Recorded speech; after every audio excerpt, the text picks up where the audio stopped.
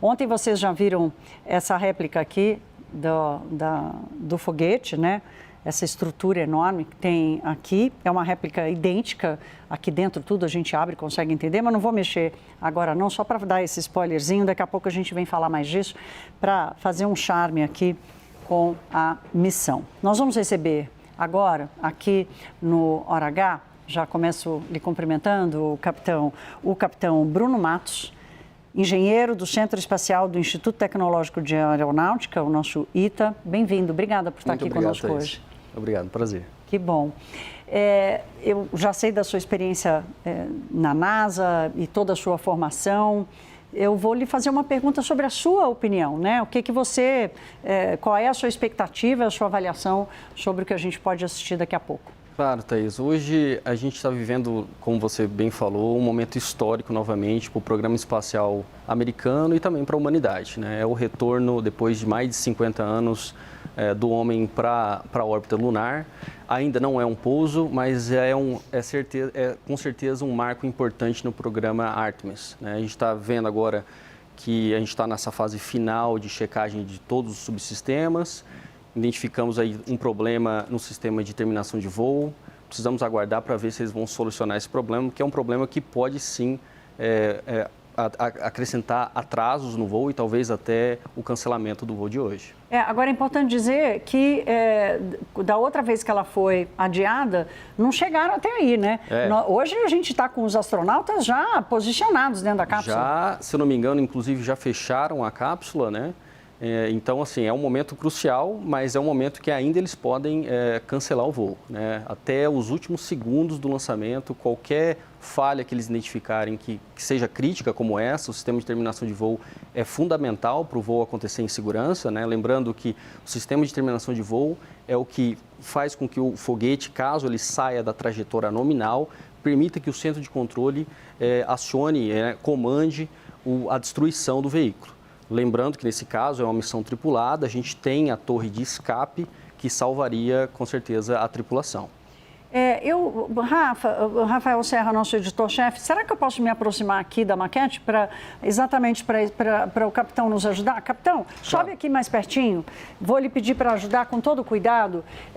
Você acaba de dizer da válvula de escape. A gente tem ali no telão já aparecendo a imagem distante, dá para ver que é igualzinha. Isso aqui seria, essa pontinha aqui, ela tem um imãzinho, eu vou tirar com todo cuidado. Exatamente. Esse pedacinho que parece apenas um enfeite, de enfeite não tem nada. Explica para a gente a função dessa válvula de escape. Então, essa aqui é a torre de escape. Ela, no caso de uma emergência, mesmo com foguete em solo ou inclusive com foguete em altíssima velocidade, o que a gente chama de max Q, né, onde ele sofre toda a questão da pressão aerodinâmica, essa torre consegue ejetar a cápsula com os astronautas. Não sei se a gente consegue tirar. Isso. Né? Então, ela consegue ejetar com muita velocidade, afastar a cápsula de forma segura do foguete e depois, então, a cápsula consegue pousar no mar em segurança.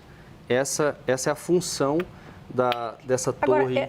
Agora, em outros foguetes, essa torre sempre existiu ou essa concepção aqui é novidade? Não é novidade. A gente tinha isso no Saturno V.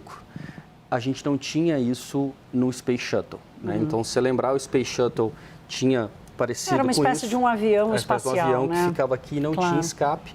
Inclusive, é o que aconteceu a tragédia de 86 do Challenger, onde a gente teve problema em um desses boosters sólidos e toda a tripulação, infelizmente, acabou morrendo. Então, as decisões sobre se é possível manter ou não o lançamento, elas dizem respeito ao funcionamento ideal, ótimo, de todo o sistema. E mesmo que haja uma decisão e a falha ainda persistir, há uma preocupação com a vida dos astronautas e aí, portanto, aqui temos essa saída. Com certeza. Nesse caso, a gente tem a segurança de ter essa torre de escape e salvar a tripulação em caso aconteça alguma anomalia no foguete. Agora, o sistema de terminação de voo é o sistema que é comandado de solo, caso eles identifiquem que existe alguma anomalia durante a trajetória.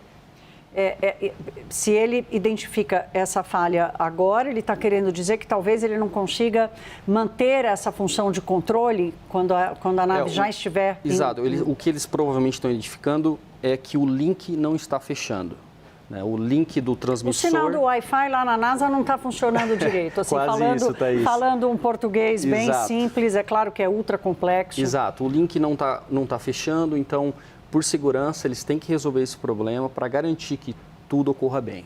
A gente está vendo as imagens já ao vivo, vou pedir para vocês já passarem a transmissão, porque está saindo uma fumacinha dali, capitão. O que é essa fumacinha? Você mesmo já disse que eles já estão fechados lá, né? Provavelmente já houve, inclusive, uma evacuação ali das pessoas que estão trabalhando em volta das torres e tudo mais. O que essa fumacinha indica para a gente? O que está acontecendo? Isso, na verdade, é normal de acontecer. Lembrando que esse foguete aqui, esses 2 boosters são boosters sólidos, mas o propelente que é utilizado nesse corpo principal, tanto do primeiro estágio como do segundo estágio, são líquidos criogênicos. O que quer dizer isso? São líquidos super resfriados. A gente está falando de hidrogênio líquido e oxigênio líquido. Quando esse tanque é abastecido, que é o caso, os 2 tanques estão abastecidos... E foi abastecido, tudo isso aconteceu hoje, né? Exatamente, tudo aconteceu nas últimas 9 horas. É normal que comece a escapar, ebulir um pouco desses líquidos e para diminuir a pressão de dentro dos tanques, eles começam a fazer o que a gente chama de venting. Né? Então, esse processo de aliviar a pressão. Então, o que a gente vê lá são plumas de hidrogênio e plumas de oxigênio saindo desses tanques de forma controlada. Isso é normal. É normal, é esperado. Exato. Né? Inclusive, a gente vê ali os umbilicais ainda conectados no foguete e eles servem para ficar reabastecendo enquanto a gente tem essas perdas. Só vamos explicar aqui o umbilical, porque é literalmente quase como um cordão umbilical, que são esses cabos que estão conectados, que a gente estava vendo agora há pouco. Nós estamos, gente, fazendo a transmissão da imagem que a NASA está transmitindo, então, portanto, aqui, como a gente está fazendo uma transmissão ao vivo, essa edição não está sob a nossa responsabilidade aqui, a gente está passando o sinal ao vivo transmitido pela NASA. Agora sim, na parte direita da tela, vocês conseguem enxergar os cabos umbilicais aí, que literalmente tem esse mesmo nome. Exato. Eles servem tanto para reabastecer os tanques, como eu disse, porque tem essas perdas que são normais, mas também a conexão de dados. Né? Então, eles conseguem checar todos os sistemas do foguete, ainda se comunicar com o foguete, e esses umbilicais só são retirados a segundos antes da decolagem. Havia uma preocupação muito grande, capitão, com o clima, né? Raio, chuva, claro. Se está nublado, se não está nublado, temperatura. Dentre todos os fenômenos, qual é o mais preocupante e o que poderia abortar, por exemplo, um lançamento hoje? Bom, a meteorologia com certeza é uma preocupação. O briefing que eles deram ontem indicava uma boa previsão, 80% de chance de não acontecer, do envelope operacional não ser comprometido. Além da meteorologia que a gente fala de chuva e ventos... Eu vou lhe interromper, capitão, porque acabamos de receber aqui a informação, gente, importantíssimo. A falha que nós acabamos de dar, desse alerta que acaba de chegar da NASA, a falha foi resolvida. Então, capitão, caminhamos, ou seja, o sinal do Wi-Fi voltou lá na NASA. E como a hipótese que o capitão, nós não temos a informação detalhada. Nós estamos trabalhando aqui, eu fazendo aqui uma brincadeira besta, mas com a hipótese trazida aqui pelo capitão Matos, de que esse link entre os sistemas não estivesse funcionando. A NASA agora diz que está tudo ok. Que ótimo, isso é uma ótima notícia, Thaís. Quer dizer que o clock vai continuar seguindo e a gente provavelmente vai ter o lançamento. Nós vamos ter ainda um pouco mais de 1 hora, pelo minuto exato, né? Às 19 horas e 25 minutos, horário aqui do Brasil. O que acontece nessa próxima hora? 1 hora e 8 minutos. Bom, primeiro, provavelmente, aquela tripulação de apoio ao solo vai se retirar daquela zona de Ainda está lá, né? Eu disse que talvez não estivessem, mas aquela imagem... Dá para ver lá o número 4 lá, então, perto da escotilha. Né? Com a escotilha fechada, esse pessoal se retira. Aí o diretor de voo, faltando 1 hora, vai fazer um briefing lá no centro de controle e faltando depois 45 minutos, a gente vai começar a checagem de sistemas. Faltando coisa de 20 minutos, 15 minutos, vai ser aquele pool de go ou no go. Né? Então, quer dizer, o diretor de voo vai perguntar para cada responsável por cada sistema, então propulsão, sistema de controle, sistemas de solo, vai perguntar se está tudo ok. Se a gente tiver o gol de todos eles, aí sim a gente vai começar a fazer a contagem regressiva, faltando 10 minutos. Capitão, eu hoje estava pensando, né? É engraçado porque eu nasci no ano 1969, o ano que o homem pisou na Lua, né? E olhando para toda a tecnologia envolvida, tudo isso que a gente está assistindo, até o custo da operação, eu comecei a me perguntar como é que pode esse povo ter ido para a Lua, ter pousado na Lua lá em 1969. Sim. Os cálculos certamente eram feitos na mão. Pelos matemáticos e engenheiros como você.